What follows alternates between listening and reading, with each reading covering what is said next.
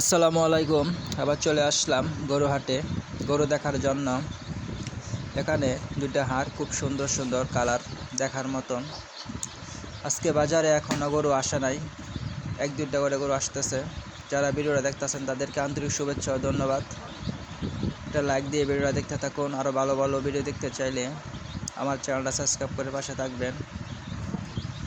এখানে হাট দুইটা খুব সুন্দর, চুল চাল অনেক ভালো, মোটামুটি স্বাস্থ্য আছে দেখার মতন। আজকে বাজারও ঘুরে ঘুরে বাজার দেখব, কেমন বড় বড় গরু নিয়ে আসলো সেটা দেখব।